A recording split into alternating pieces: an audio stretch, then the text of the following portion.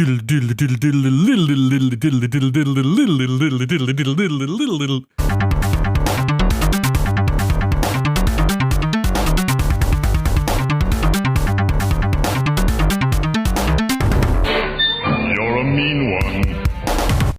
ever open up, some sparkling water, and then you drink some of it, and then later you open up another sparkling water and you drink some of it, and then you realize you've got 2 cans of sparkling water? I think we talked about this last time, where it's you get one and you bring it out, you sit it on the table, and like an hour later you go to drink it and you say, it's just probably too warm, so you take the unopened can, put it back in the fridge, and grab yourself another cold one. That's my routine. I'll do both. I'll have one like open in my room, and then I'll be eating lunch and be in the kitchen. I'm like, I don't want to go all the way back to my room to grab my can. I'll just open another one, and then I'll drink them both. That's efficiency, Nick.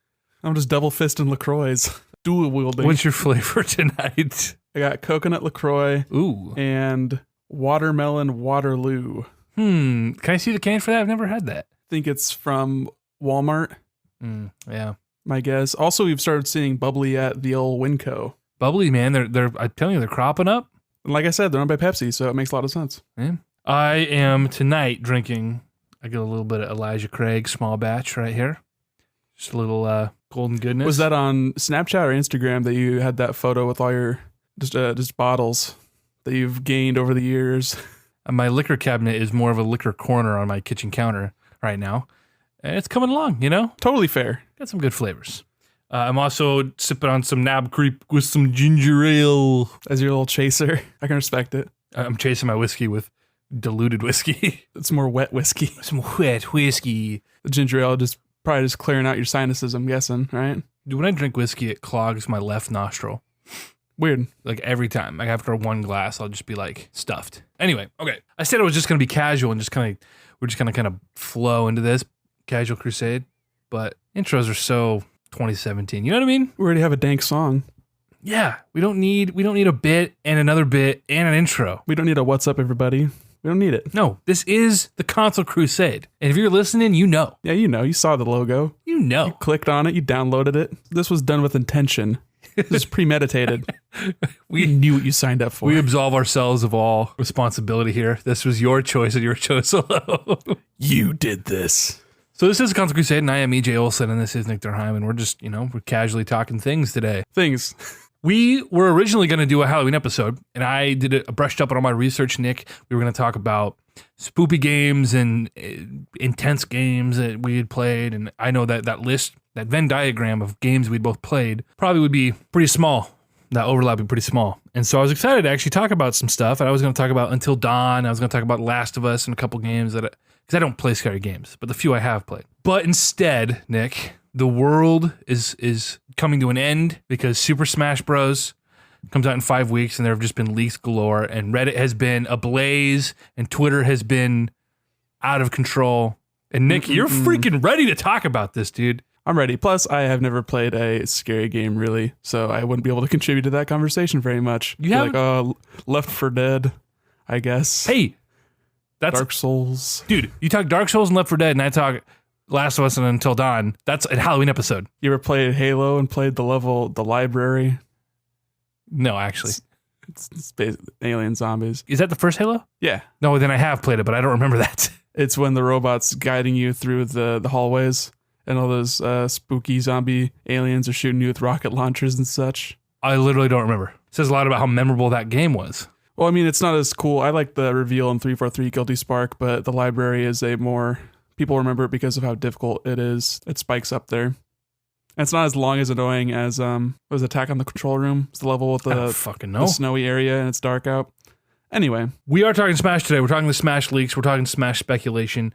Before we do jump into that, 2 things I want to talk about from our list here. Let's just open with them and let's get them over with in a few minutes here. Let's just get the PlayStation Classic out of the way because this... Do you have the list in front of you? I have the list in front of me. So the PlayStation Classic, all of you know about. PlayStation is biting Nintendo here and releasing their own miniature classic console.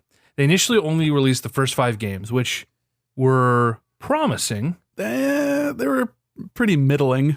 I mean, Wild Arms and Final Fantasy, and what else was of note on that initial reveal? I remember Ridge Racer, Tekken 3, and... Jumping Flash. Was there another racing game? Jumping Flash, that's right. Yeah. That's so funny. Listen, We'll see. We speculated. We did a whole rundown of what we thought should be included. I think 0 of those games are on here.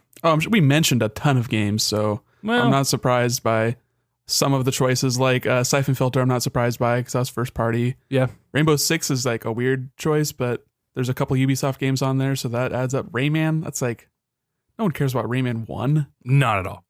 Not at all. Like Rayman 2, people liked, and then, I don't know, some of the later, like the revitalization on Wii and Wii U and stuff, people were stoked about, but I don't know. It's a weird list, man. Let's go down the list here. I'm going to start at the top. I'm just going to read through them. And now that I'm reading through the list again, it's not awful. It's not terrible, but it's not even as good as the NES list that Nintendo put together. A lot of chaff on that one. So we have Battle Arena Toshinden, which I have literally never heard of, ever. I've heard of, but I've never played it. I don't have any memories with it. Is that one of the 3D fighting games? Because that was like a big deal in that era. Like Tekken and Virtua Fighter were starting that. Who has memories with this game, though? Pretty sure it was a launch game. See, I don't know either. I'm not getting that granular here. Which makes sense. I mean, people were asking for Pilot Wings on SNES, and thank God Nintendo didn't do that. Right. But anyway, Battle Arena Toshinden, Cool Borders 2, Destruction Derby, Final Fantasy VII, GTA, the original Grand Theft Auto. Which no one remembers or cares about. That was before it was GTA as we remember. This is a top-down isometric shooter. It was like Spy Hunter, but if it was an open world top-down car game. It's very weird. No one wants that, actually. I do have memories of GTA 3, I want to say. Well, yeah, that was the PS2 game. That was the game. Oh, no, sorry. It wasn't. It was still on the PS1 and it was the top down. So it must have been GTA 2. I thought 3 was still that classic. But anyway, Intelligent Cube, another game I've never heard of. I'm assuming it's a puzzle game. I guess. I've heard of it because it's one of those obscure, weird first-party games. Okay. Or first-party published, at least. I don't know who developed it. No one knows who developed those games back then. It's impossible to know. It's impossible. We can't even look it up. Nope. Jumping Flash, Metal Gear Solid, that had to be on there. Had to. Mr. Driller. A fun game, but like it's like an arcade game, right? I have no idea. It's like what you were saying a couple weeks ago, whenever we talked about this. It's hard to remember now. But when you mentioned Metal Slug, it's like, that's not really like kind of a PlayStation, I guess. Whatever. I think it's at most at home on that generation. And Mr. Driller is a puzzle game of some kind. Yeah, it's a Bandai Namco. Yeah, it looks like a Tetris. Like Dig Dug. Sort of hybrid, yeah. Oddworld Abe's Odyssey, which I think I did actually call being on the system. Yeah, you mentioned it. I didn't think it was notable enough. But that's this entire series. This entire list is like the things that shouldn't be notable enough to be on a classic system. Like there's so many glaring omissions. Right. So Oddworld, and we've got Rayman, Resident Evil Director's Cut, Revelations Persona, Ridge Racer, Super Puzzle Fighter 2 Turbo. It's cool. Super Puzzle Fighter 2? The hell is that? I think it was the first Puzzle Fighter. It's like a parody thing where it's like a Puyo Puyo or Tetris where it's a 1v1 puzzle game. But like if you do certain block combinations, your characters in the center will do different moves like Hadokens and Shoryukens and stuff. I'm looking at art right now. It's just a bunch of adorable little chibi Street Fighter characters. Yeah, it's a very well-regarded game. I have never played it, but it's one of those games that are like, it's trapped on older consoles. So that is a good addition to the system, I think. I actually want to play it just looking at it. I enjoy games like this and I love the aesthetic and I love these classic Street Fighter characters. That's really cool. I like that. Yeah, it reminds me of like Tetris Attack back on the Super Nintendo. Siphon Filter, Tekken 3, Tom Clancy's Rainbow Six, Twisted Metal, and Wild Arms. So now that I'm looking at it, it's not as bad as I initially thought. There are a couple games that I'd be curious to play. However, this has a few things going against it, I think, Nick. One, like you said, the glaring omissions. The big Sony published console sellers, right? Strikes me as odd that there's only one Final Fantasy. I'd rather have just one Final Fantasy than have 3 and just sort of water it down with too many JRPGs. Like I'd rather there be like a good variety of JRPGs as opposed to just a bunch of the same old Final Fantasy games. Like, sure. What about like no Xenogears? People have nostalgia for it, but again, like it's weird because you kind of want to strike a little bit of a balance of the nostalgia grab, but also put games on there that are still somewhat decent to play. And I don't know if that fits the bill. There's a lot of weird, like niche Square games that people are really fond of, but who gives a shit about Einhander or like Vagrant Story, you know? I mean, a lot of people, the people who Sony wants to market this to and the people who are actually going to buy it are two very different parties. And I feel like a console like this needs to target that niche audience first because there just isn't the nostalgia for this the way there is an old Nintendo system. So games that are not going to hold up at all. Twisted Metal is probably not going to hold up. Tom Clancy is definitely not going to. Siphon Filter, no fucking Like, chance. why do they choose Twisted Metal 1? Why not Twisted Metal 2 or 3? Well, that's coming on the sequel, of course. I think they're gonna be different iterations of the PlayStation Classic. I feel like this isn't gonna sell well at all, and Sony's gonna totally back up off of it. You know, No, they're gonna veto themselves. I totally agree with that. The other thing has going against it. Well, the thing that they were fighting an uphill battle because Sony has a history of biting Nintendo and biting them poorly, aping them. I don't know. I don't remember where we settled on those verbs. You know, to be fair, Nintendo isn't the one that invented this idea. No. Sega and Atari and everyone have been doing this for years and years, but it wasn't until Nintendo did it that it became a phenomenon. A phenomenon. It became a chase item, you know, that was sold out for a year and a half just with the NES. Well, Nintendo was the first company who did it with games people wanted to play. Yeah, Atari did, but no one fucking cares. 9 people owned an Atari. A lot of people own the Atari, but it's just a different generation, and the games aren't good. They don't hold up at all. Not even close. But that's the thing with this console is a lot of these games aren't going to hold up. Some of them, like half this list I'm cool with. Like these are games that I haven't played in so many years, and to do so in a form factor like this with, you know, original hardware, like the controller being the original form factor, and it's like that's really cool. But you know, there is no Crash, there is no Spyro, despite them getting remakes. There's no, or because, like, I don't think that's a valid reason, but it could be someone's reason. no. I mean, Mega Man seems like, I mean, they got Capcom games in here. Why not Mega Man? How many Capcom games do they have? 2? Puzzle Fighter and Resident Evil. People were worried that it wasn't going to have any M-rated games and that would shrink the audience, but I've said from the beginning that the audience for the PlayStation originally was the kind of people that wanted to play those M-rated games.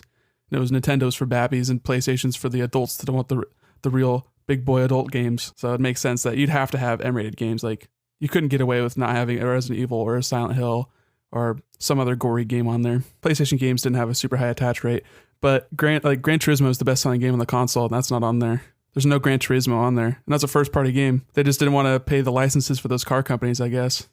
Which makes sense, because what's the point of putting a fucking outdated shitty racing car game that doesn't hold up? Pay all I don't that know, money. what's the point of putting out a console and charging $100 for it? That too. If you're not going to make the thing for the people who would buy it, then why do it at all? Why half-ass it? I totally agree. This is pretty bad, and I will not spend $100 on it.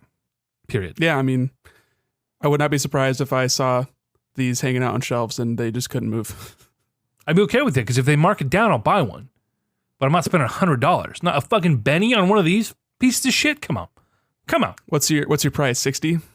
I mean, you're getting 2 controllers, but they're 2 controllers without joysticks. They don't have fucking joysticks. Come on.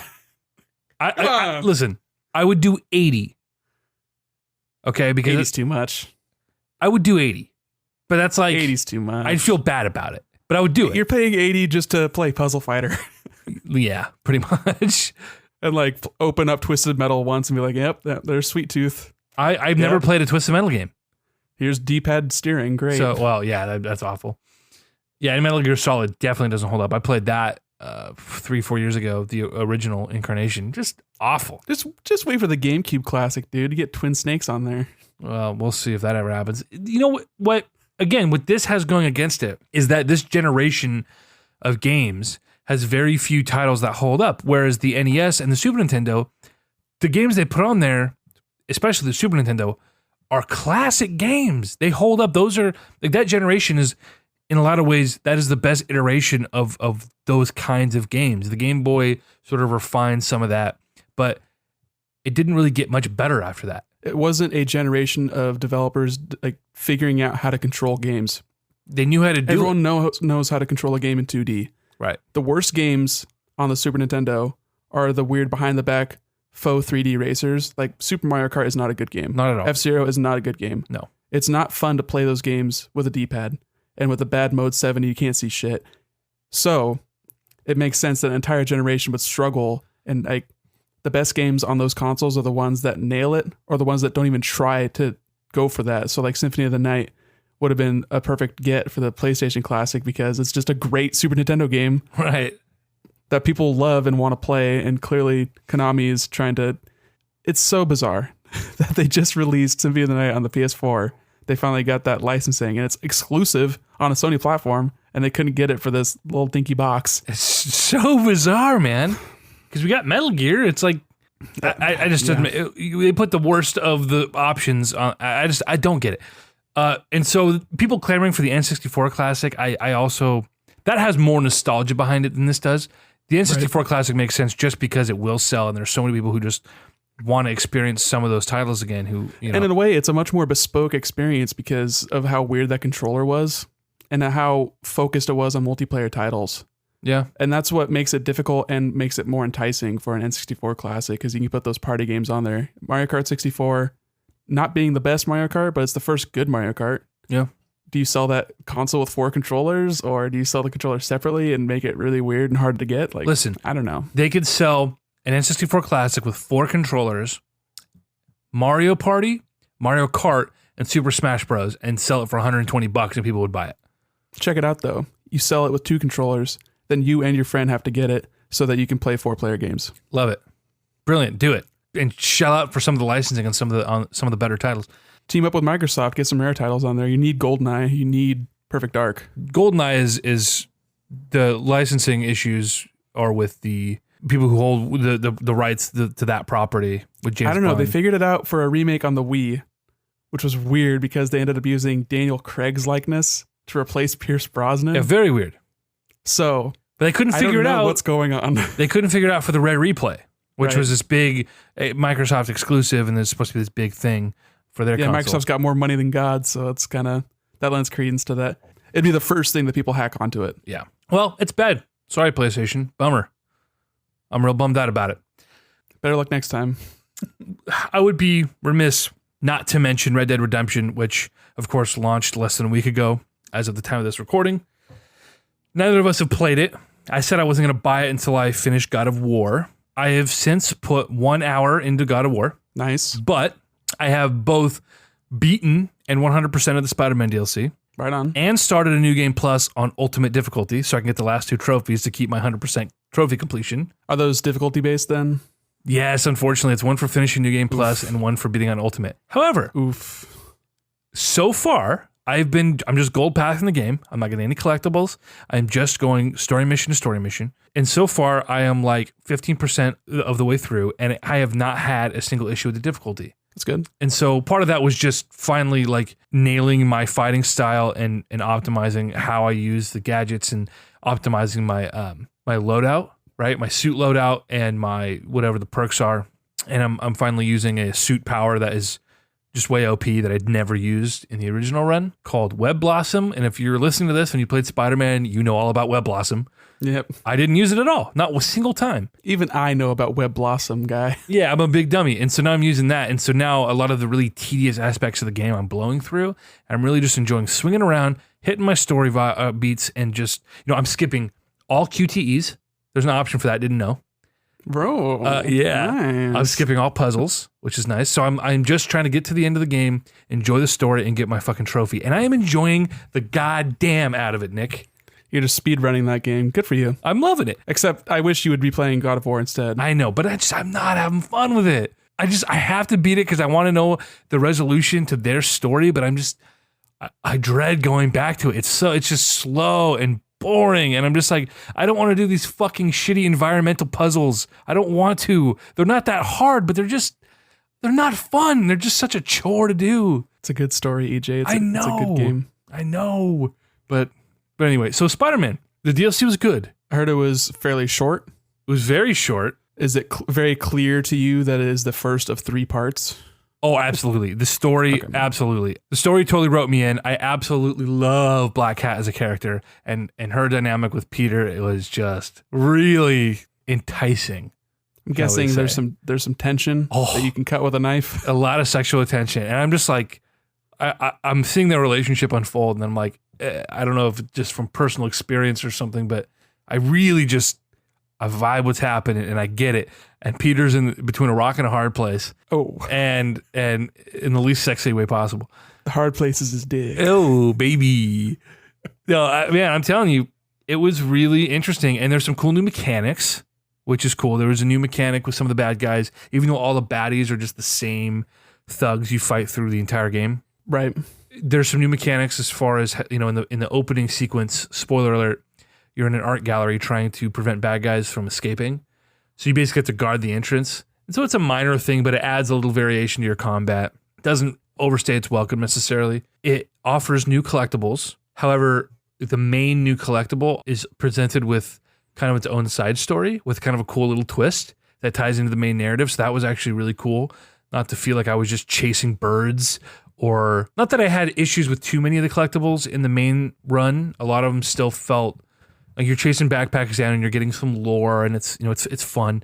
But this directly tied into the main narrative, and like I said, offered a little twist at the end. And I saw it coming to you by the end. I was like, okay, I know what's happening. And then it happens. I'm like, fuck. Oh man, that got me, and it was too late to back out, man. That was fun.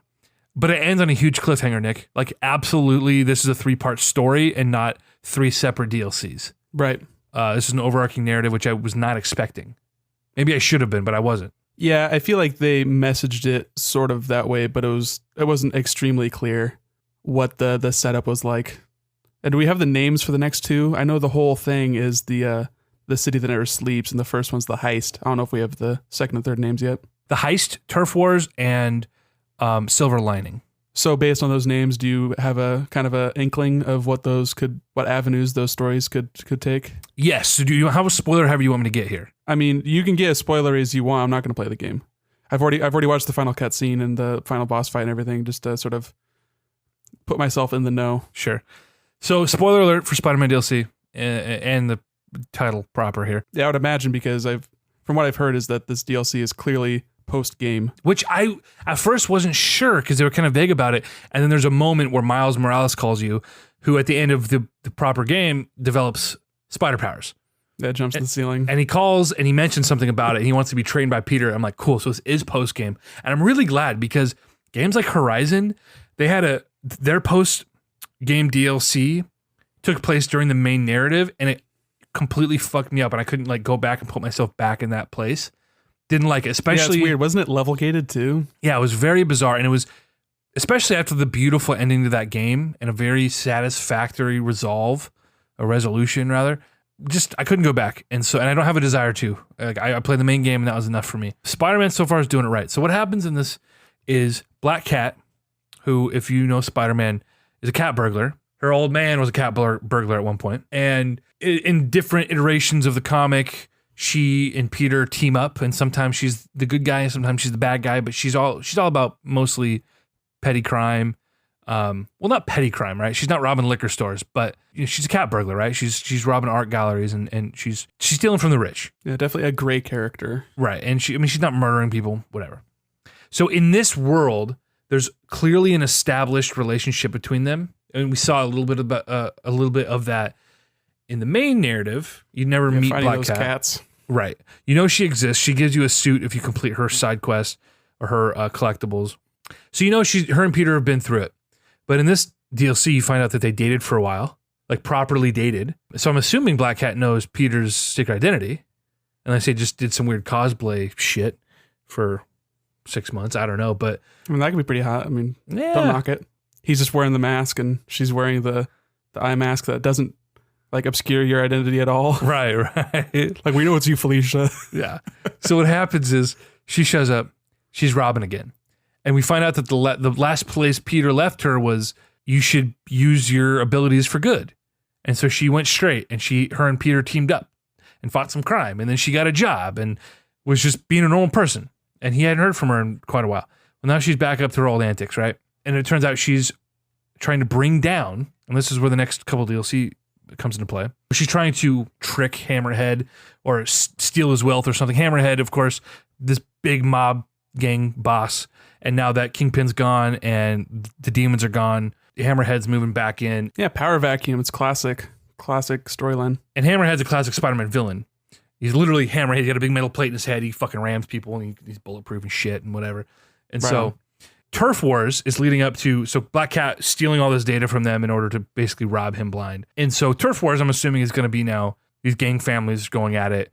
Spidey's going to be out for vengeance because, again, spoiler alert, at the end of this, Black Cat is seemingly dead. Her penthouse explodes because, again, she is trying to steal all this, some USB drives, this big elaborate scheme. She enlists Peter's help by saying they kidnapped my son. And so the whole time, Peter is working under false pretenses, assuming that, or thinking that her son's been kidnapped, and also thinking that he could be the father, which is a very interesting twist where it's like Spidey's obviously doing the right thing, but he's also doing it like, oh fuck, like this could be my kid, and like what's gonna happen now that I'm back together with MJ, and like just something that 23, 24-year-old this poor guy doesn't need to be dealing with great power. Right. And so anyway, turns out there's no kid. She's just Robin again. And then he finds out that they're about to put a hit on Black Cat and that her penthouse is about to explode. So he's trying to chase her and say, Felicia, they're going to fucking kill you. Watch the fuck out. And she's like, oh, I'm fine. You're just Whatever, trying to... Don't be so clingy. Yeah, right? Like, whatever. She was just like, all right, Spidey, leave me alone. Well, then she fucking opens the door and explodes and seemingly dies. So anyway, I'm assuming what's going to happen is the next one is going to be all about Peter trying to exact some sort of revenge and put Hammerhead away. And there's going to be the crime families going at it, and Peter will be caught in the middle of it. It'd be really funny if either this DLC or one of the DLCs ended with, Peter at a gravestone, some rain, holding an umbrella. Oh, fuck. Don't do that to me. Every storyline has to end with a funeral. Well, I'm curious to know if Silver Lining... Silver Sable? No. Initially, that's what I thought. Like, when I read the names, who knows? Maybe Silver Sable could come back into it. Silver Surfer, yeah. He's a crime boss now. I have a feeling that Felicia's obviously not dead. She'll be back.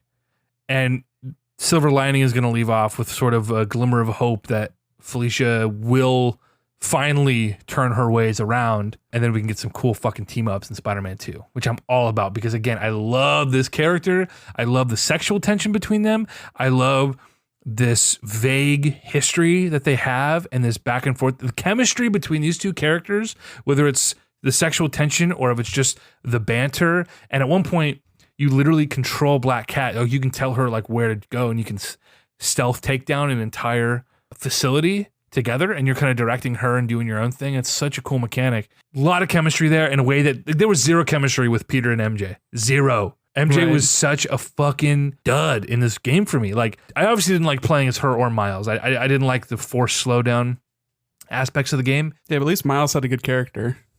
Well, I like what they did with MJ's character. Like, I appreciate that she's not just the ditzy model damsel in distress. I like that there's a story there and that there's a reason for her to be a part of Spider-Man's story. She's a reporter, she's an investigative journalist, and they're investigating these going-ons in the city. So there's crossover despite them not wanting to cross over. Like, they've broken up, and like, I like that. The performance was kind of meh, and at times it felt like MJ is just sort of being cold and shitty to Peter when it's like, dude, Peter is working his fucking ass off to be a scientist and a fucking superhero. And it's like MJ was so hot and then cold and then just out of nowhere a complete bitch to Peter. There was no chemistry there. And I was like, Peter, why are you putting up with this shit from her? And so that's just a characterization. Like, that's what Insomniac decided to do. They kind of made Peter this perfect, like, oh, poor me kind of guy. Yeah, just like the gee whiz. Right. Down on my luck. Right. Boy, I sure am homeless, but I can't even talk to the girl I'm in love with. Right. And Peter Parker is... honestly, he's more of like a lot of times he's portrayed as like this pariah who like everything that's wrong he's done to himself. He's the reason Uncle Ben was killed. He's the reason Gwen Stacy was killed. Right. Yeah. He's a martyr for his own like cause, basically. Right. And he's kind of outcast. Society hates him, and his loved ones, he pushes his loved ones away. And it's like all as a direct result of his decisions a lot of the time. And whether it's fair or not, it's just the way it shakes. They kind of, like you said, it's kind of the gee whiz, poor me kind of thing. And MJ it seemed like she was just kind of piling onto Peter's problems, and I just didn't think the chemistry was there, and their relationship just didn't do it for me. Hopefully they can improve upon that in the next one. It seems like they've sort of resolved on the end of the storyline as them sort of being like back together. Yeah. So it'd be interesting to see their dynamic with that being less of a problem, and maybe just end with it being them splitting up. Like, just and we can't consolidate this. We can't figure it out. I can't be like I can't be the Peter Parker you want me to be because I have to be Spider-Man. I also feel like that the way they've written these characters is that now they have this, they're woven together. She's this investigative journalist, and she's sort of the sidekick. She's the guy in the chair, right? To steal a quote from Homecoming, right? She's not really, I mean, she's like on the ground and like stirring up trouble. She's like the one kicking the hornet's nest, and then Peter's coming in with the smoke. Well, later in the game, it's like very clear that there's a partnership. She's doing all the digging and giving him intel and directing him and telling him like, hey, this is where this is happening and you need to be here. And they do work together to take down Martin Lee and the Demon Gang. And so it's almost like you said, if they break up because, oh, we can never have a normal life because you're Spider-Man, like that wouldn't make sense. MJ's accepted that and is all in on it and is living her own parallel life without superpowers, stirring up that trouble. Well, you can accept it and not be like, want to be romantically entangled with it. Sure. I just don't want to see that. Like they just told that story and they did end up together. I feel like if they were going to have them not be together, they should have done that here. They told it from a different angle though. It was like that had already happened in the past and it was them trying to fix that. They're trying to heal it after the time, which is an interesting angle. That's something that we don't see very often in these storylines. Usually we see the normal thing. Right. But it would just be interesting to see, now that we've seen that arc going up, where they're going to go from there. It's not just going to be like smooth sailing because that's boring. You need conflict for there to be an interesting storyline. So I just wonder what that's going to look like and if Felicia's going to play more of a role in that in the next game or Peter's role as a mentor for Miles. Like there's a lot of different things that they've set in motion. I really hope the next game, I want Venom. Give me the symbiote as the overarching story. You planted those seeds with Norman Osborn and Harry Osborn, and so we can get like a little Green Goblin. We can get a little symbiote action. I don't want them to be one and the same. Like I hope Norman can be the Green Goblin and Harry can somehow lead to the symbiote thing. But give me team-ups with Miles. Like give me 2 proper Spider-Man. I will absolutely love that. That's not been done. We're getting the Spider-Verse, but actually having 2 Spider-Men in the same city and have it just like this. That's just the new normal in this version of Spider-Man. And I would love that. But I want more cool. I want more Black Cat. And how would you want them to differentiate them, either mechanically or storyline wise? So I don't think they need to differentiate them mechanically. I don't think that's the case. I don't necessarily I want to play Spider-Man. The best part about that game is being Spider-Man and whipping around the city and exploring the city and doing all that. So I don't need, like I said, the MJ and Miles parts sucked. They fucking suck. And again, that's the only time during this Ultimate New Game Plus I'm going through that I just put the controller down. I'm like, okay, I need a break. As soon as I hit that MJ part, or as soon as I hit that Miles part, I'm like, I'm just out. This is so boring and it's so sluggish. Like the controls are obtuse and it's the forced stealth. It just takes you out. I don't want that. I just feel like there should be something differentiating them to make it more interesting. Otherwise, you're just playing like Super Mario World 2 players, where sometimes you're Mario but with the green hat. Like you're not Luigi. You're just totally green Mario. disagree. The mechanics can stay the same, but it's all about the character development and the story you're telling. And you tell a unique story about Miles through his eyes. I just think that'd be a waste if you just kept it mechanically identical. That'd be mechanically kind of he's fucking Spider-Man. What do? He's Spider-Man. I don't know. I'm not the one creating a video game and having large creative control over the way a game plays and feels. I would rather split my time between Miles and Peter, but then let me play as Black Cat or something. And like she has a whole host of mechanics that would be cool. I think that's extremely likely. That would be Especially awesome. With how they added Catwoman to the Batman games, and these are like whole cloth copy paste of those, so it makes sense that they would. I totally disagree that they're copy paste. I know. I'm just kidding. You're just trying to fucking get me. You got me, dude. I got your goat, dude. You got me, dude. Go got. Damn it. So anyway, the DLC was really cool. The only issue I have with it is the fact that they're releasing it in 3 parts. I do not want to wait a month to play the next part. Like I wish they would have just dumped the whole thing and given me another 10 hours of Spider-Man. Yeah, I wonder what the impetus behind that decision was. If it was like a marketing thing, trying to keep news cycles happening as October, November, and December are super busy. Yeah. Or if it's them playing around with a episodic release, because it seems like developers have been enticed by that in the past, but it's had very mixed results as far as sales numbers and all that kind of stuff. It hasn't worked. Who knows why, but it hasn't worked, and I don't think it will work. Well, we don't know if it works because we don't see the numbers. We don't see the tail, especially. All we know is what we ourselves feel about it. I guess it's anecdotal. So it depends on like how it changes the development cycle, how it changes how many people you're working for how long, and what that all looks like. I don't have that kind of knowledge to judge whether or not it's successful. All I know is that it clearly wasn't successful enough for Telltale, and it wasn't successful enough for Square Enix to keep IO Interactive after doing Hitman episodically. And now their next game is coming out all at once. So I think it's clear like why those games don't work. It's just people either drop off and don't play it because they want instant gratification, or they people wait. don't even want TV episodically anymore. No. You're basically just watching a 10-hour movie on Netflix now. Like, exactly. It doesn't make sense that video games would suddenly decide to do this episodic thing when it's clearly failing everywhere else. People don't want to wait. They want it all or they don't want it. So it doesn't make sense to me. But hopefully... It was a good experiment. It's worth trying new things. I mean, it's going to keep me that. around. But that's only because, again, I bought the special edition PlayStation and I got the DLC with the bundle, right? So it's like, I have it. I'm going to play it because I love the game.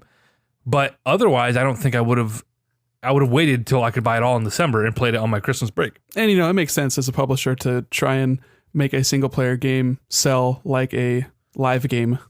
Like, it makes a lot of sense. It makes sense that they would try that. It doesn't make sense, I think, fiscally for them. I don't think it makes sense for the consumer. Like, it makes sense that they would try because they look at that model and go, oh, it's super lucrative. But it's a completely different product. It's not even just about lucrative. It's also about keeping people engaged over longer stretches of time and disincentivizing people trading in their games. I think Sony wants you to buy Spider-Man and not return it to GameStop before Black Friday. Like, they only want people to buy that game new.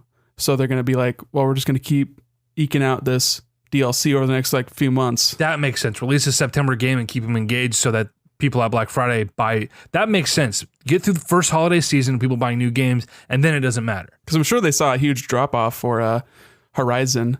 Their DLC was 6-7 months after the game came out.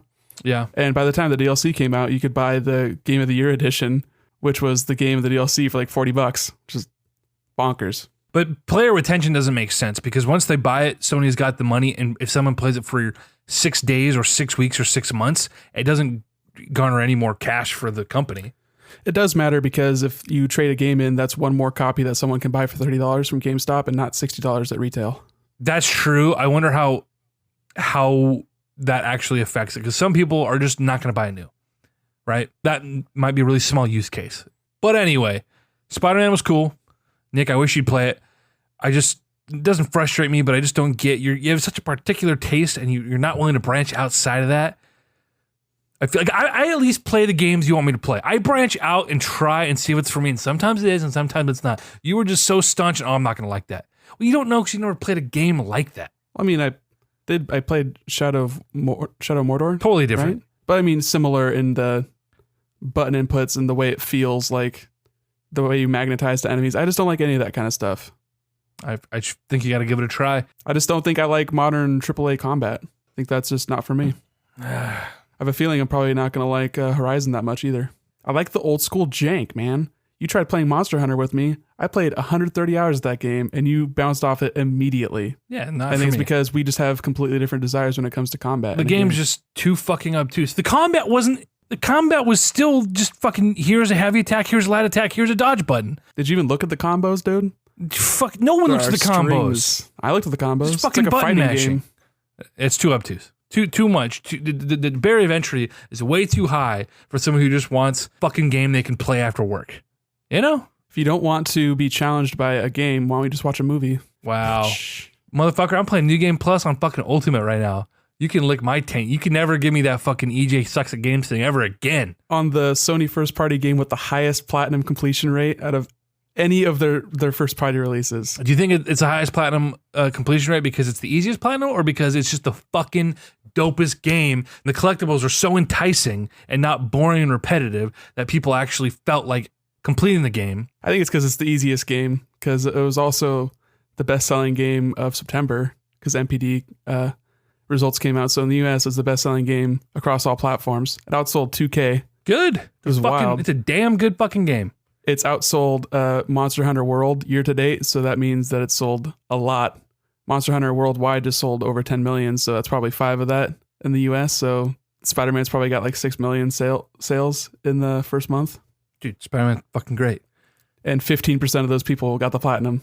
And I think that's because it's an easy game for babies. Wow. Wow.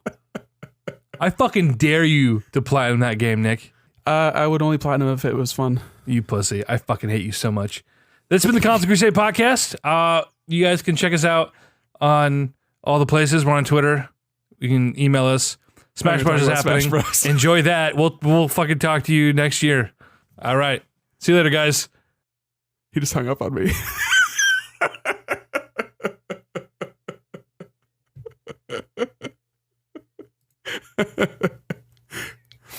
Good bit. Let's just keep the ball rolling. Smash Bros. The Grinch leak, dude. He hung up again. No, he's frozen. You gotta be fucking kidding me.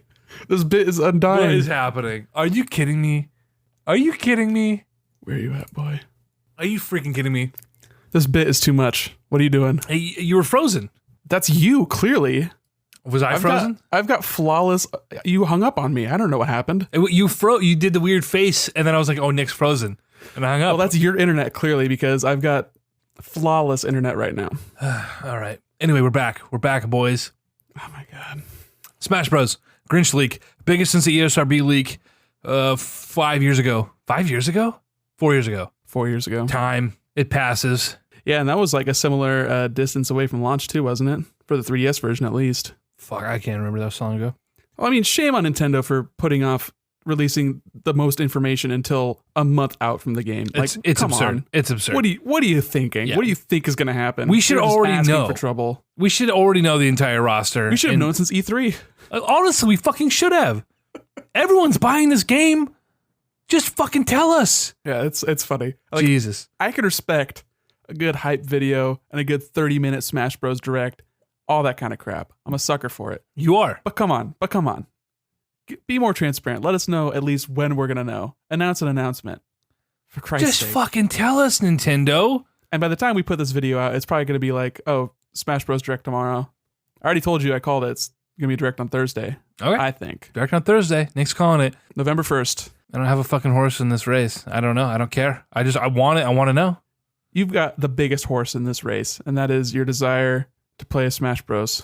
Smash Bros. I'm so excited. It's fucking 5.5 weeks away. Yeah, so you got the gist of the leak. I did. I caught up on this. I caught up on the whole Grinch thing because I'm not going to lie to you, Nick. They're calling this the Grinch leak.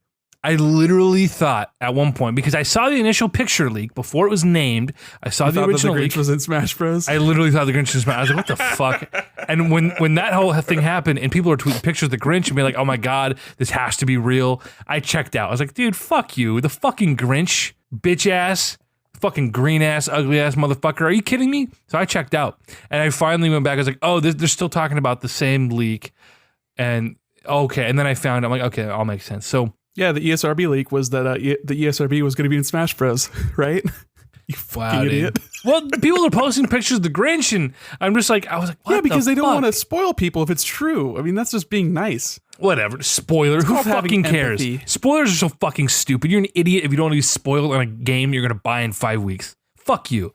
You're going to buy the game. It's not a spoiler. It's not a story spoiler. Oh, you spoiled the ending of the game for me. Bitch, it's the fucking roster of a game you were going to play on day one. Shut the fuck up about spoilers. That shit pisses me off. People are pussies on the internet. You're probably right. God. But I was kind of bummed that I knew that there was going to be Castlevania characters the night before that direct happened.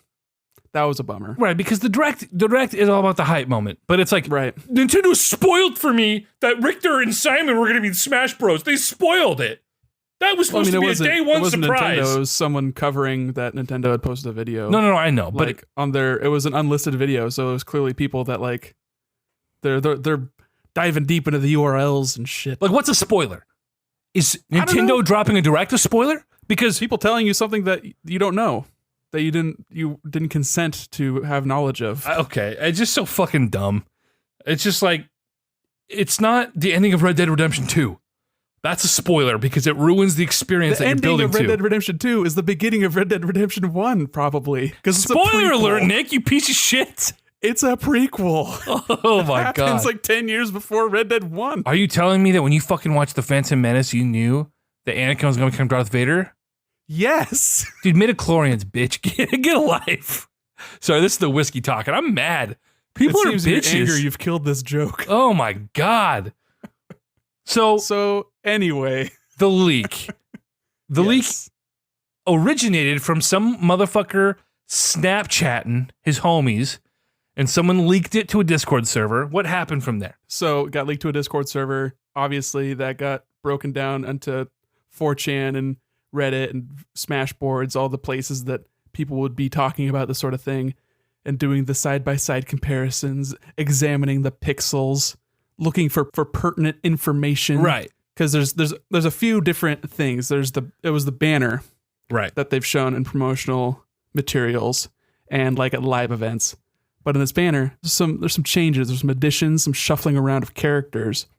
Of course, it's a video from a phone of a screen, so it's not going to be high quality, Right. which either makes it more truthful or less truthful. It's easier to fake 6 pixels. It's the side things that lends more credence to this, like the Battlefield render that has not been done before. And someone could have faked it. They could make some mock-up, and the blurriness of the phone is going to cover that up. But they had that. They had marketing material for other things, like the Grinch movie that is being worked on by Illumination that's coming out in a month.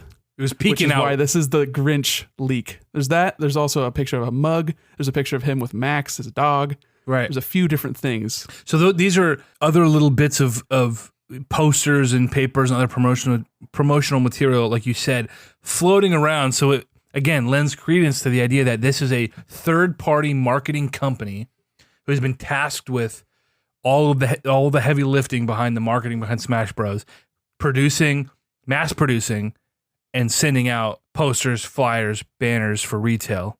Right. Like storefront, Right. pop-ups, all that kind of stuff. So they would logically have all of this information prior Right.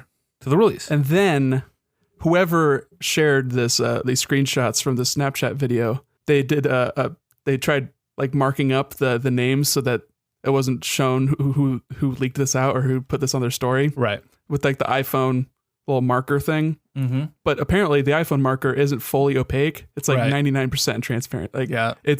So someone boosted the contrast and they got the guy's name and they searched him. They found his LinkedIn that he works for a print marketing company in France, and that print marketing company has worked with Bandai Namco in the past. This is so real. The yarn strings on the cork board just keep getting thicker, man. All right. It's all connected. Listen, the frogs are gay and Mock Rider is in Smash Bros. Ultimate. Hear me, you, Nick Durheim. Okay. Listen, okay. The banner, which we've seen in several directs now, where a character gets announced and that banner, the characters all shift around and the new character appears on the banner. Yeah, we've gotten 3 versions at this point. Right. 4, because we just got the 4th one with Isabel being added. It's a very small difference. So this banner shows, in no particular order, Banjo-Kazooie, Gino from Mario RPG, Isaac from Golden Sun, Mock Rider from Mock Rider. Look, what the fuck? Chorus Kids. That old chestnut. Right. Chorus Kids from Rhythm Heaven. Ken obviously is going to be a fucking Ryu clone. What are they calling him now? Echo Fighters. Echoes, not reflections. Echoes. And then Shadow. Probably. Shadow's a clone. Yeah, Echo. Canonically, he's a Sonic. clone of Sonic. And anyway, I don't want to get into the deep, dark roots of Shadow the Hedgehog. I don't need Sonic canon. All right. This is not on this podcast. But yeah, those are the added characters. And what made me sort of like have a big scratch my chin was like, these are a lot of characters that people have been asking for a while. And that there was some hubbub, especially like weirdly enough, the Chorus Kids had like some data in the last Smash Bros that people data mined out, and they saw either announcer like voice clips for, or there was some or the stock icon or something. There was something for Chorus Kids as like a playable character, not as a assist trophy sort of thing. Right. Which is weird. So what makes Isaac sense was then? an assist trophy. I don't know when he started. It might have been Brawl, but he was an assist trophy in Smash 4 at least. And he's not been shown as an assist trophy. That was a lot of the same speculation about Skull Kid being added as a playable character because they showed the Moon as an assist trophy, but not him, where he was in the past. Yeah. But some interesting sort of things going on. So this list, I believe wholeheartedly, not just because of all, so the leak happens and it turns out it's a good list from this marketing company. It's a really good list. Right. But you look at the banner and even the small shitty little pixels, this looks legit. I know that's silly to say, but I saw it and I just knew. I'm like, this is real. So here's the thing. A lot of requested characters, but if you saw the results of the Smash 4 votes, I was just going to bring that up too, yeah. Like a lot of these characters are there. And a lot of the ones that were really highly requested have already been confirmed for this Right. also. And that's how they gleaned the information that Bayonetta was a desired character, and they added her as a DLC character. So I have a feeling this list is real, and we have to have DLC for this game. So they're going to add a few fighters, whether that's... How do you feel about all these characters being at launch? Or do you think some of these will be DLC characters? If they're already making a banner and getting stuff like that prepped, it would not make sense that they're DLC characters going into 2019. Wouldn't make sense. But we also don't know like how far in the future that banner, what that's for, or I don't know. This is like not meant to be publicly shown, so it's sort of hard to glean whether or not these are all like launch characters or whatnot. But I just wanted to bring that up. Yeah. To see what you thought, but I'm also in the camp that these all have to be launch characters. Yeah. It's also, it was shown alongside promotional material for things that are also coming out around the same time. Yeah. Like this is not something for March 2019 that they're working on and have physical copies of alongside something that literally launches the same week. There have been some very convincing fake leaks that have come out surrounding Smash Bros. In particular, and Nintendo stuff in particular.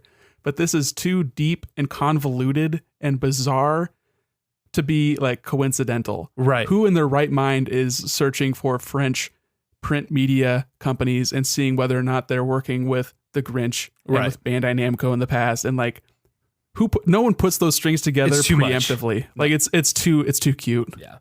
I realized the Grinch comes out November 9th. I thought it came out December 9th.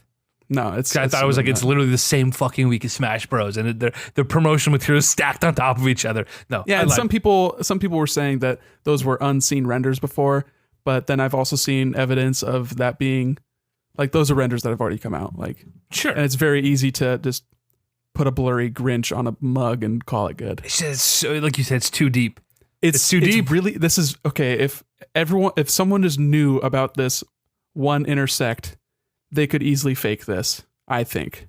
Just because it's so blurry, it's so low res, I could probably whip up a Photoshop of the battlefield empty and take a picture with my phone from a video and convince someone that that's like the true render.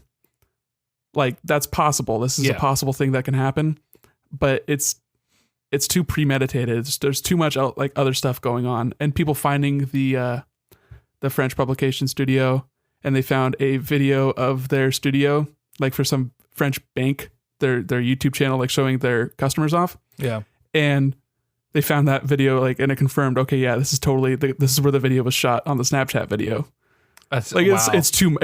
It's real. It's real, Nick. And they deleted the video. They pulled the video. The guy deleted his LinkedIn. Like they're doing damage control. That's the thing about this is we all knew the ESRB leaks were real because Nintendo, they were putting out copyright claims and all the information. This company, again, on a weekend, no less, are pulling videos. Like, this wasn't just happenstance. This, again, like you said, damage control. This is real, Nick. I am convinced of it. And you know what's bad about leaks like this? This is why Nintendo needs to get ahead of it and just get it out there, is because if this isn't real, there are going to be so many disappointed fans.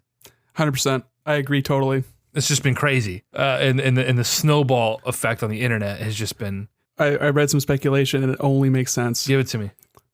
So there was that direct that was delayed by a week because of the earthquake. Oh yeah, I know where you're going with this. And someone had speculation that Isaac was going to be announced at the same time as Isabelle. Mm-hmm.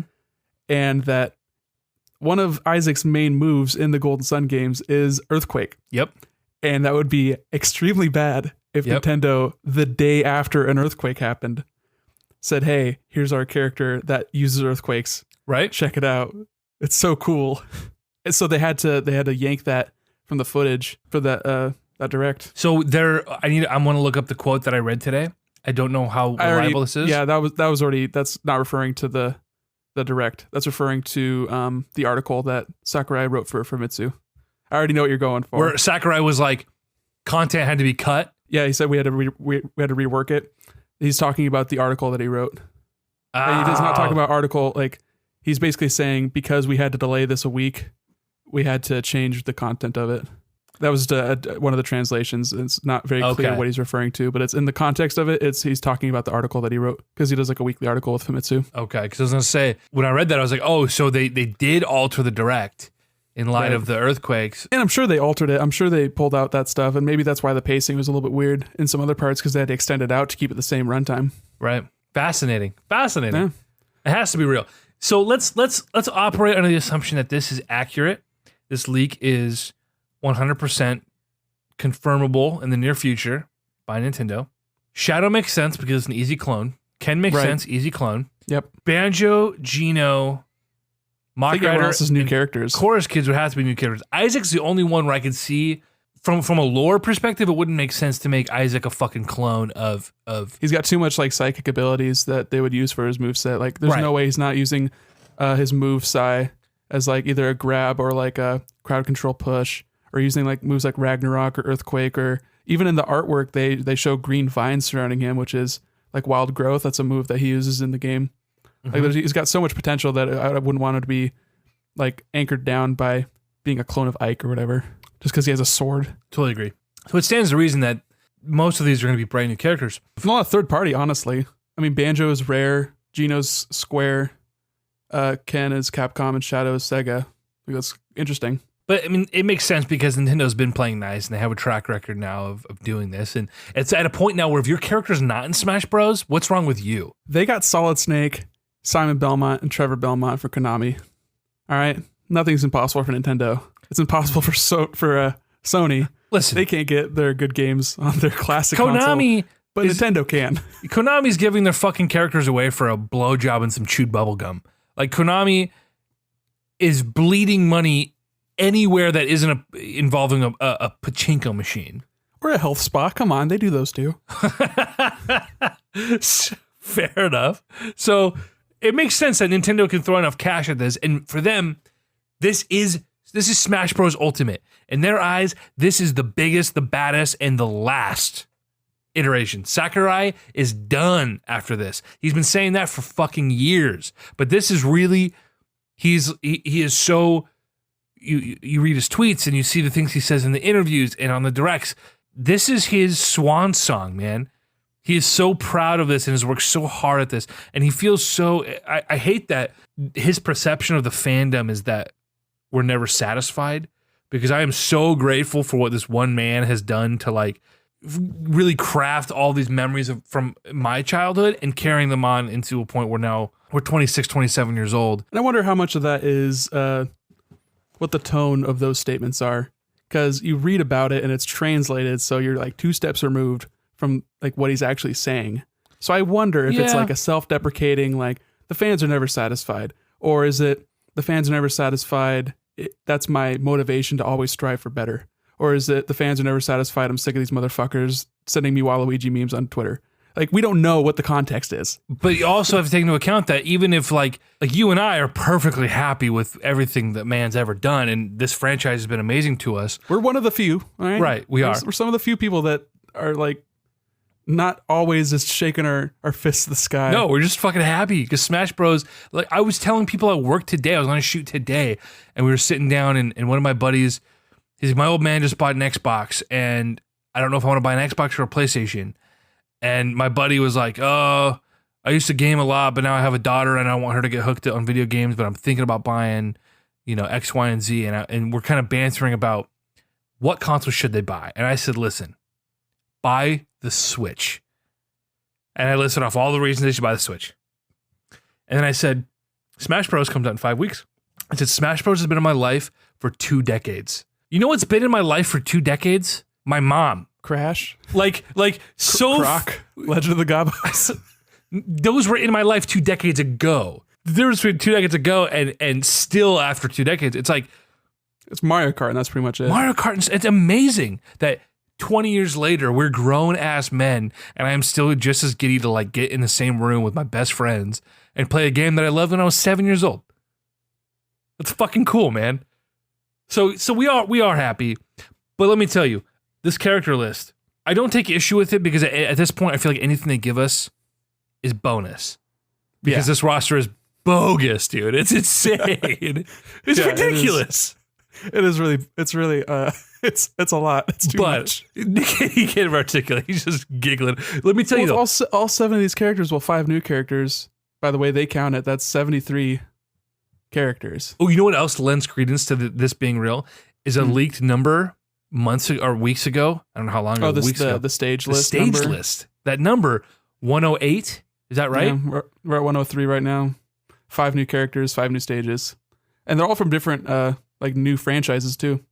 Like we don't have representation for Gino or Isaac or Mach Rider or Chorus Kids. This is 7 new Banjo. characters, though. No, 5 new characters, 2 Echoes. The Echoes aren't going to get their own stages? No. Have Echoes not gotten new stages thus far? Well, I mean, that's the logic behind it. Because they're also not new, like they don't get a new number either. They just get put next to the character they're an echo of. Okay. So Shadow will be next to Sonic and Ken will be next to Ryu. But I'm trying to think, have any other Echoes gotten their own stages? I can't remember. Well, I mean, define what characters, like they're franchise stages. They're not character stages, you know? So it's not like Daisy's going to have her own stage. What would Lucina's stage be versus Marth? Or versus the other 10 Fire Emblem characters, you know? That's murky too, because they're retroactively making certain characters Echoes. Or like there's 2 Sonic stages, but like, what does a Shadow stage look like? I don't think character stages, I don't think that matters. I think it's more just, these are new, like there's not a Banjo-Kazooie character, there's not a Super Mario RPG character, there's not a Golden Sun character. Fair. There's not a Golden Sun stage either. I mean, there are very like rare exceptions where there's a stage but no character representation, like Electroplankton and like Pictochat, but those are more just like goofy little one-off things. Right. And I don't even know what the Venn diagram looks like for characters, and like it took till Brawl for there to be even a Fire Emblem stage. There wasn't a Fire Emblem stage in Melee. But I don't know if that's still the case where there are characters that don't have their own stage. I think that's not true anymore because of how they've added so much music and that each stage is like tied to that series' music, especially now where they changed the ruling on that too, which is cool.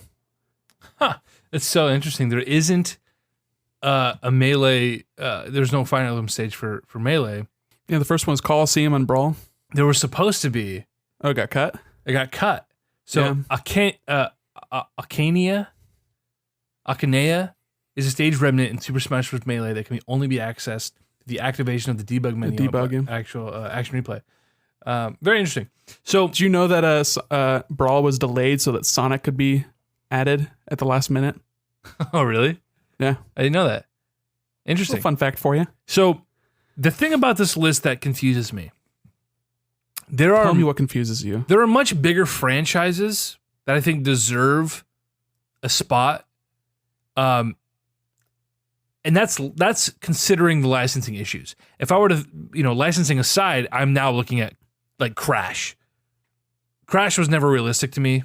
Like I hoped and I said, oh, Crash is going to be a character.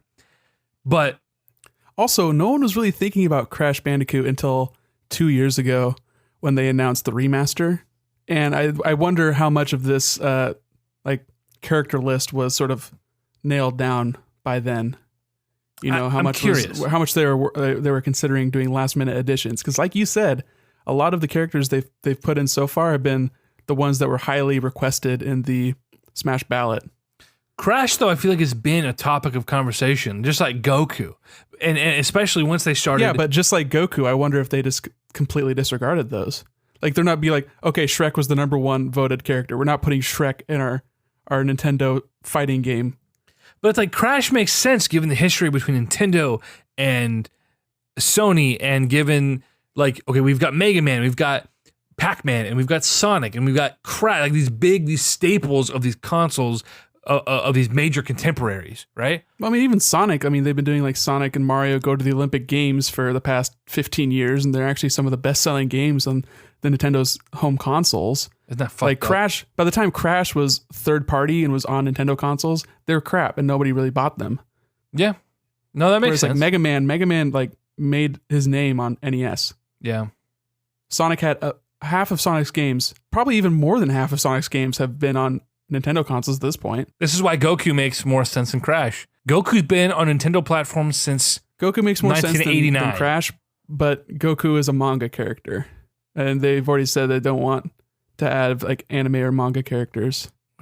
Sakurai said that in an interview. I get it. That's a can of worms. You can't go down that path, man. I get it. They got Cloud, and that's the weirdest one. Is Cloud weirder than like Bayonetta? Yeah, Nintendo paid for a Bayonetta 2. They believed in that character. You're right. Cloud has been in like 2 spin-off games on 3DS. He was in a Theater Rhythm game and in a Kingdom Hearts game. But the reasoning, I read the interview about the reasoning behind Cloud, and I understood immediately why it was Cloud. Because Final Fantasy, if you had to choose one representative from Final Fantasy, it's going to be Cloud. I mean, yeah. 100%. It has to be. It doesn't matter that he's not on a Nintendo console. They needed a Final Fantasy character. They're going to put Cloud in there. He's iconic. So, to wrap this up, do you, Nick, believe beyond a shadow of a doubt this is real?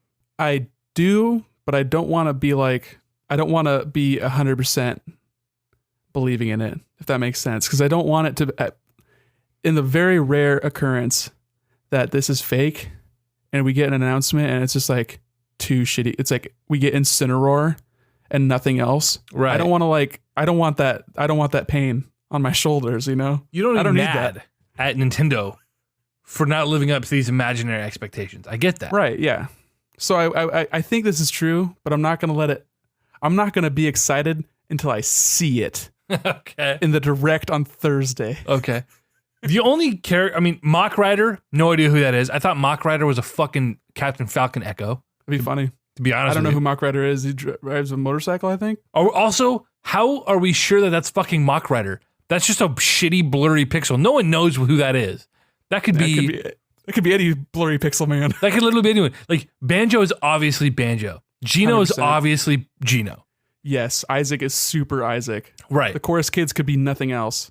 Ken and Shadow could be nothing else. Well, Ken actually looks kind of blurry. Ken's Shoryuken in that shit, bro. That's Ken. That's the fucking with the fist. Especially because like what he's wearing is just a red gi. Yeah. It could be any massive red. I'm saying Goku, that he's it's as noticeable Goku! as Mach Rider. Let's go! Goku doesn't wear red. Listen, it's a shitty blurry image, bro. It's orange. Fucking Super Saiyan in this bitch, dude. That blonde hair, dude. If you got Goku as a Ryu Echo Fighter, would you just want to die or? Dude, I'd be fucking fine with that. He's just a dude in a gi who Kamehamehas. I mean, Hadoukens. Same fucking thing. Spirit Bomb. I'm into it. Chorus Kids to me, I based on that blurry image, I don't think that that's definitive. Chorus Kids and Mach Rider especially look to me like that could be anything. Chorus Kids are like some of the clearest in the leak. Just because this was black and white? They're like Game and Watch. They're just outlines. Huh. You know, it's just a 2D character. I don't know. It didn't look definitive to me. Mach Rider though, I don't know how anyone deciphered that. I can't fucking tell what that is. Yeah, it could just be like small Voltron for all I know. It's just a bunch of primary colors and some polygonal man. Yeah, so that could be anything. I think it's real. The question I should have asked though is, do you believe this? But do you believe that this leak is going to influence Nintendo, you know, how they're going to announce it, when they're going to announce it, when these characters are actually going to be released? You think now this is causing a panic and now half of these characters will be delayed or not released? Or like, I don't know, Nintendo's so weird about this sort of thing. Leaks literally cause them to strip the best mode Smash Brothers has ever featured. Right? They completely cut the best thing that's ever happened to a Smash Bros. Game because of internet leaks. Yeah, I think that was just an executive decision from Sakurai because it was like a new thing that he was really proud of, and I can understand being upset that the thing you were so stoked about was like quote unquote ruined by people sharing it online with the subspace cutscenes. Like, as much as I don't like that was a reasoning behind not wanting to do it in the future, I understand him being upset by that. But I don't think that it's gonna. I don't know. I don't know how much control Sakurai has over the marketing and like the directs. I feel like he does have quite a bit because of how meticulous the like information is. Right. But that is a very interesting question. I think it might actually influence some of it because he has said like, I'm like happy that this didn't get leaked when they shared Isabel, I think, or Ridley, one of the two. But he's basically saying like, I really don't want leaks to happen. Obviously, I don't think it makes sense. Nobody wants their baby to be shown before they have the control and like be the one serving it out to the adoring fan base. But I can't tell you how fucking selfish and frustrating it is.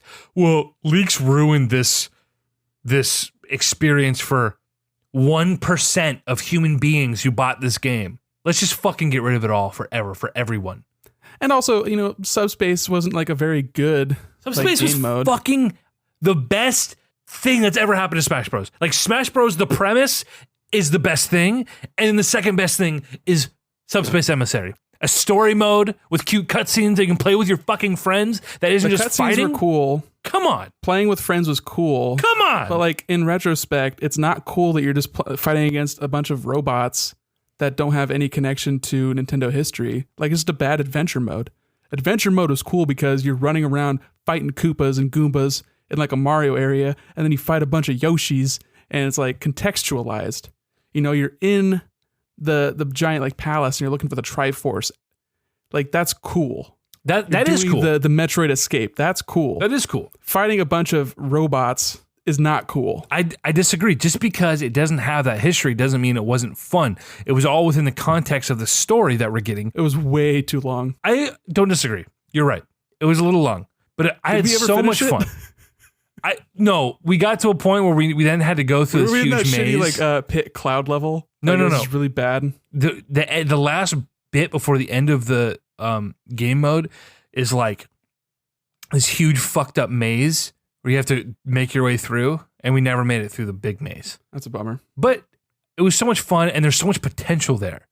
That's why I'm hoping the spirit mode is a story mode that isn't just melee battles. Like I want it to be like incorporate some of the Smash Run elements where you're running through a course and you're fighting enemies and you're building stats, and then it culminates in a battle, and then a sick cutscene with the story. Like there needs to be more there, I think, and they need to rein in the single player experience, because while this game is totally centered on what you can do with your friends, and now we have the online component, so that's broader than ever. I still think, yeah, but they're not gonna nail the online component. No, of course not. It's Nintendo. But Melee, man, we talk about this all the time. Melee did so well at bringing in single players, knowing that these kids aren't always going to have a room full of people to play with. And then they expanded on that in Brawl. They just built, everything was bigger, everything was better, and they added new game modes. And then could have been cut down a lot, though. I agree that this is Nintendo's also their first time doing something like that. And they also they did like the weird left turn with Smash 4 with that bad like party mode. And Smash Run was cool, but it was like very content light, and like the home run contest, the way they changed it wasn't great. Yeah. The target mode was bad. Yep. Like it was a bad like Angry Birds weird spin-off thing. Yeah. Like I don't want them to like remake Melee. I look at that as a prime example of like what they did so right. Like introducing the multi-man Melee, just having the 3 modes, like that was good. That's all you really need. Introducing the event matches, which were like cool what if scenarios / classic matchups where you are challenged to use a certain character in a certain like arena under very specific like rule sets. Right. That was cool. I want them to do that and do that well. I don't need like a story mode per se. I just want them to make a good adventure mode, because that was fun to traverse those larger kind of blown up stages. Like half of what's great about Smash Bros is the stages. The stages are iconic, and they're so fully like realized that it's really cool when they blow it up to be, instead of just being a platform that you fight on, that it's actually a level. And that's so unique to Smash Bros. Like you don't get that from Street Fighter. You can't wander around that car that you fight in between matches. Right. Or like I can't remember the castle's name, but like the stage they added in Smash Bros. Like that's a iconic background in Street Fighter 2. Yeah. You don't wander around that castle, but you can in adventure mode. And that was so awesome about that in Melee, that I think they lost that in Subspace, where you're just like wandering around. Oh, we're in the clouds, I guess. We're fighting a bunch of robots in the clouds. Like there's no context to this. Yeah. You get the cutscene where you see the cool like Meta Knight's spaceship airplane thing flying off. That's cool. But like in the end, it's just a cutscene. And we get like cool cutscenes from character reveals, which I think is the biggest lesson they took from those being so successful and like shared. Mm-hmm. They saw that it was extremely powerful marketing material. So I just hope I just want them to do a good adventure mode. That's really it. I would still rather have 70%. This is an enjoyable experience, running through a level, fighting enemies, culminating in boss battles, doing it with my friends. This is 70% good, but 30% of this could use improvement than just not having it at all.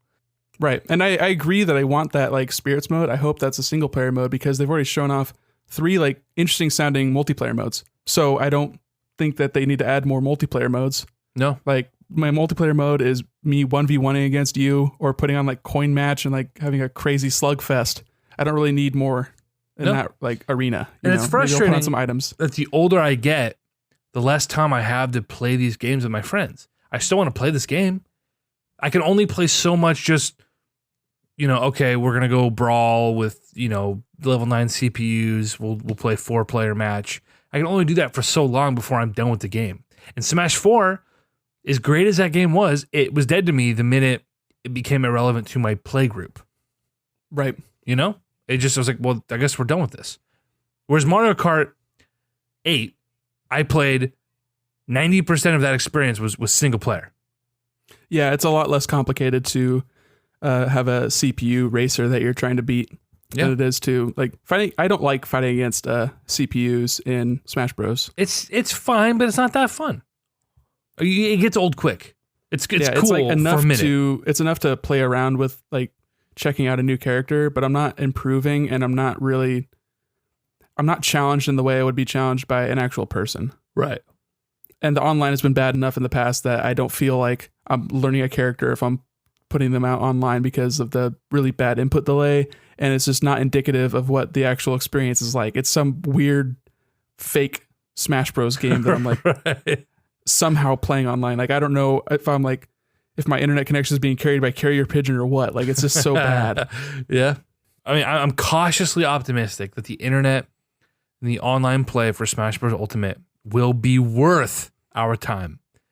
It may be buggy I'm just hoping here, that buggy there. If it's just like the matchmaking is bad and like it's just compounding my bad internet in the past versus other people's bad internet, and if maybe potentially like you're still living far away from me, if we can just get the online connection working so I can like play against you, if I can play against Max, if I can play against Andrew, if I can just play against my friends that we're not sitting in the same room, if we can get a good connection that way, that's fine. I would be totally okay with that. Yeah. I don't need to fight randos. I just need to fight people. Right. And this is hard because we don't all live in the same house anymore. Right. That opens a whole can of worms of like, well, no, because the Wii U did it well. The Wii U, and realistically, dude, the Wii U, you could message people that you were friends with. Okay, so we have regressed. We have regressed in certain areas. 3DS had voice chat. Okay, so the Wii U, you could choose specific friends. You could create a lobby and people could join up. And it wasn't as obtuse as like, well, let's make a party and hope your friends join before you fucking start another round without them or whatever the fuck. Dude, you know what's going to happen? What's going to happen? We're going to have to download the app. I mean, I still have the app. I just don't use the app. I don't have the app. I have the app, yeah. It was wasting precious megabytes on my phone. I was really hoping when you were wasting precious, I was like, say megabytes. Say it, motherfucker. That's funny. I was considering kilobytes, but I was like, nah, that's not believable. No. Anyway, this whiskey's hitting me right in the fucking head right now. I need to drink some water and ginger ale. I have an early morning. You gotta mix that water with ginger ale so it doesn't bite so much. That spicy water.